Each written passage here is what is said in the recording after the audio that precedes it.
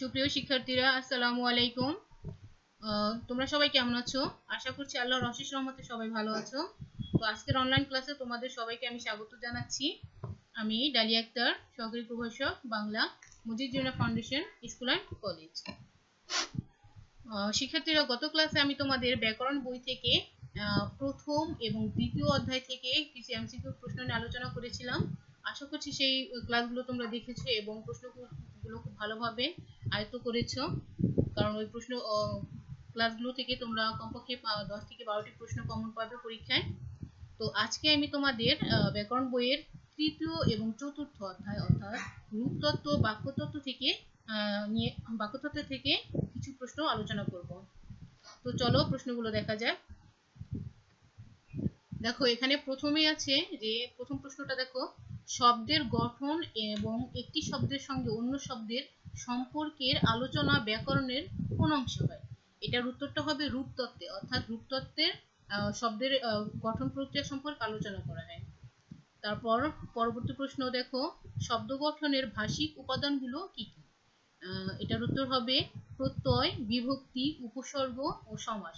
অর্থাৎ এইসব প্রক্রিয়ার মাধ্যমে শব্দ গঠিত হয়, বিভিন্ন বিভিন্ন নতুন নতুন শব্দ গঠিত হয়ে থাকে। পরবর্তী প্রশ্নটা দেখো, রূপতত্ত্বের অপর নাম কি? এটার উত্তর হবে শব্দতত্ত্ব। এবার আসো 4 নম্বর প্রশ্ন, দুই বা তার চেয়ে বেশি ধ্বনি মিলে কি তৈরি হয়? দুই বা তার চেয়ে বেশি ধ্বনি মিলে শব্দ তৈরি হয়। 5 নম্বর প্রশ্ন দেখো, শব্দের কোথায় প্রত্যয় বসে? এখানে উত্তর হবে শব্দের পরে প্রত্যয় বসে। তারপর দেখো 6 নম্বর প্রশ্ন, প্রত্যয় কত প্রকার? এটার উত্তর হবে 2 প্রকার। দেখো পাশে লেখা আছে যে কৃৎ প্রত্যয় ও তদ্ধিত প্রত্যয়। 7 নম্বর প্রশ্ন দেখো, কৃৎ প্রত্যয় কিসের পরে বসে? এটার উত্তর হবে কৃৎ প্রত্যয় ক্রিয়ামূলের পরে বসে। দেখো উদাহরণ আছে যে পর যোগ উয়া, পড়ুয়া, অর্থাৎ পড়া হচ্ছে একটি ক্রিয়া এবং এর সাথে প্রত্যয় হচ্ছে উয়া যুক্ত হয়ে কি হয়েছে? পড়ুয়া। এরপর 8 নম্বর প্রশ্ন, তদ্ধিত প্রত্যয় কিসের পরে বসে? এটার উত্তর হবে শব্দের পরে। কৃৎ প্রত্যয় যেমন ক্রিয়ামূলের পরে বসতো, ঠিক তদ্ধিত প্রত্যয় হবে শব্দের পরে। এখানে উদাহরণটা দেখো যে বাঙাল একটি শব্দ, এর সাথে ই প্রত্যয় যুক্ত হয়ে কি হয়েছে? বাঙালি। এরপর 9 নম্বর প্রশ্নটা দেখো, মিশুক শব্দটিতে কোন প্রত্যয় যুক্ত হয়েছে? এখানে মিশুক শব্দটা হবে মিশ যোগ উক, অর্থাৎ উক প্রত্যয় যুক্ত হয়েছে। পরবর্তী প্রশ্ন দেখো, বিভক্তি শব্দের কোথায় বসে? এটার উত্তর হবে বিভক্তি শব্দের পরে বসে। 11 নম্বর প্রশ্ন দেখো, বিভক্তি কত প্রকার? এটা হবে বিভক্তি 2 প্রকার। এটা হচ্ছে ক্রিয়া বিভক্তি ও শব্দ বিভক্তি। এরপরে আসো 12 নম্বর প্রশ্ন, ক্রিয়ামূলের পরে যে বিভক্তি বসে তাকে কি বলে? ক্রিয়ামূলের পরে যে বিভক্তি বসে তাকে বলা হয় ক্রিয়া বিভক্তি। উদাহরণটা দেখো যে খেলো যোগ ই, ওটা হচ্ছে খেলি। 13 নম্বর প্রশ্ন দেখো, শব্দমূলের পরে যে বিভক্তি বসে তাকে কি বলা হয়? তাকে বলা হয় শব্দ বিভক্তি। যেমন হচ্ছে যে মানুষ, এটি হচ্ছে শব্দ, এটা কিন্তু কোনো ক্রিয়া না, এটা হচ্ছে শব্দ। তো ওই মানুষ এর সাথে কি বিভক্তি যুক্ত হয়েছে? এর বিভক্তি।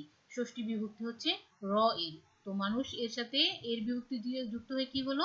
মানুষের। এরপর 14 নম্বর প্রশ্নটা দেখো, উপসর্গ শব্দের কোথায় বসে? এটার উত্তরটা হবে উপসর্গ শব্দের আগে বসে।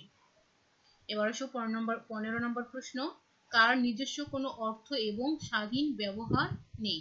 এটার উত্তর হবে উপসর্গের, কারণ উপসর্গের কোনো নিজস্ব অর্থ নেই। এখানে দেখো আমি দিয়েছি যে হার একটি শব্দ, তো এর সাথে যদি প্রো এবং প্রো উপসর্গটা যুক্ত করি তাহলে কি হয়? প্রহার। প্রো, এটার কিন্তু কোনো স্বাধীন অর্থ নেই, মানে উপসর্গটার কোনো স্বাধীন অর্থ নেই, কিন্তু হার শব্দের সাথে যুক্ত হয়ে এটা কি হলো? নতুন একটি শব্দ গঠিত হলো। দেখো যে প্রহার মানে যেটা যে শাস্তি দেওয়া বা মারপিটের মধ্যে কিছু বোঝাচ্ছে।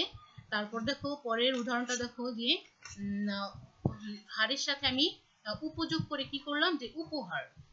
উপর কিন্তু নিজস্ব কোনো অর্থ ছিল না, কিন্তু হারের সাথে যুক্ত এটা কি হলো? যে উপহার। দেখেছো তোমরা শিক্ষার্থীরা যে উপসর্গের নিজস্ব কোনো অর্থ নেই বা স্বাধীন ব্যবহারও নেই, কিন্তু তারা শব্দের সাথে যুক্ত হয়ে বিভিন্ন নতুন নতুন শব্দ গঠন করতে পারে, যার ভিন্ন ভিন্ন অর্থ হতে পারে। আশা করছি তোমরা প্রশ্নগুলো খুব ভালোভাবে বুঝতে পারছো এবং দেখবে পরীক্ষায় যাতে তোমরা খুব ভালো একটা নাম্বার পেতে পারো। এবার আসে 16 নম্বর প্রশ্ন, কিসের সাহায্যে নতুন শব্দ বা ভিন্ন অর্থবহ শব্দ তৈরি হয়? তোমরা এর আগেই আমি বলেছিলাম 15 নম্বর প্রশ্ন, সেটা তো অবশ্যই বুঝতে পেরেছো। তারপর আমি আবার বলে দিচ্ছি যে উপসর্গের সাহায্যে নতুন শব্দ বা ভিন্ন অর্থবহ শব্দ তৈরি হয়।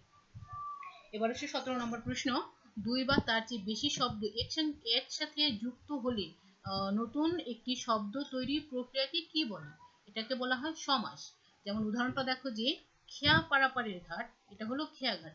এখানে দেখো কতগুলো শব্দ, তিনটা শব্দ একসাথে যুক্ত হয়ে নতুন একটি শব্দ তৈরি হয়েছে।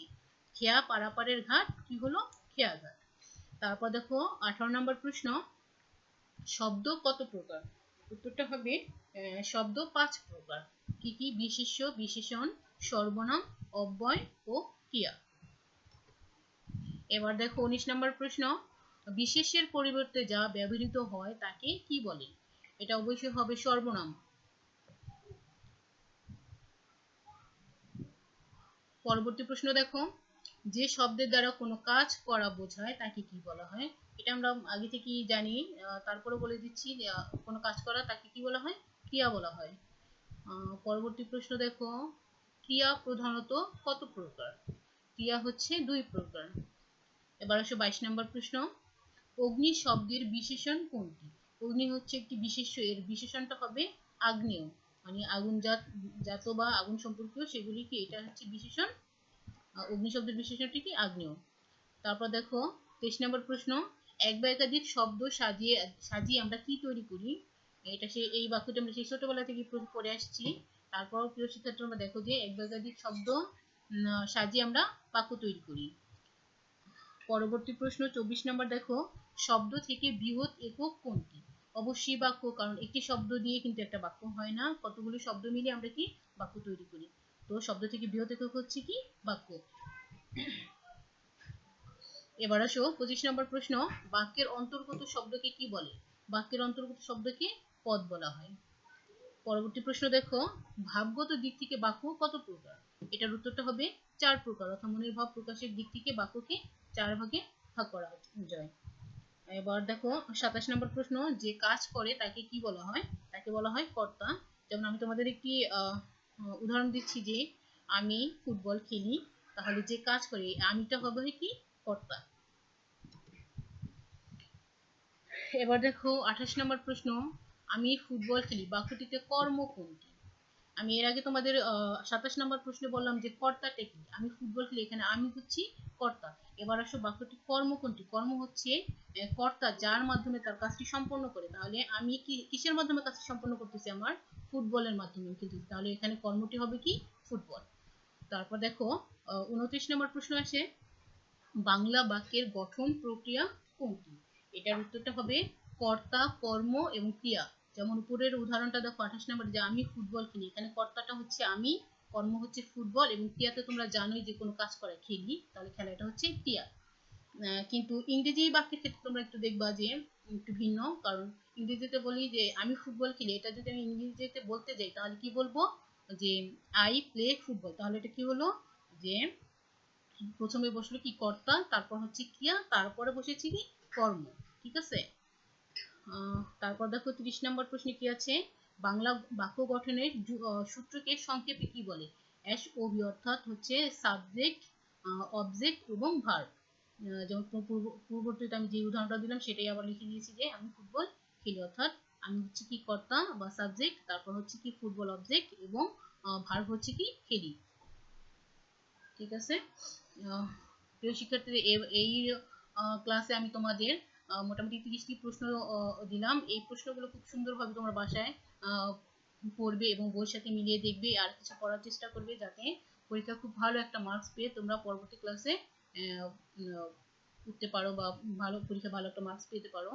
তো সবাইকে ধন্যবাদ জানিয়ে এবং আগামী ক্লাসের জন্য আমন্ত্রণ জানিয়ে এখানে আমি আমার ক্লাস শেষ করছি।